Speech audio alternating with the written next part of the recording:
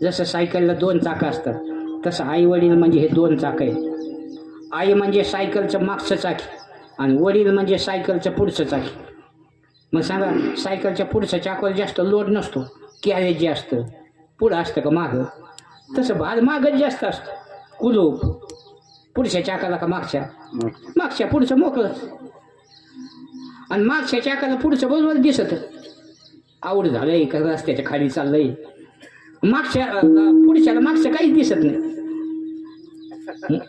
अशी ही योजना म्हणून माग. आणि लोक म्हणतात पुढच्या चाकात जरा हवा कमी असली तरी धकती, पण माग फुल लागत कारण जबाबदारी. आणि पायडल मारल्याने जरी पुढचं चाक पळत म्हणून नाही, मागच्या चाक पुढच्या चाकात इथे चलत. फक्त एवढेच का पुढचं जिकडे जाईल तिकडे मागच्याला जावं लागतं. तसं जबाबदारी जी आहे ही आईवर जबाबदारी जास्त आहे. आणि ज्याने जगात प्रसिद्ध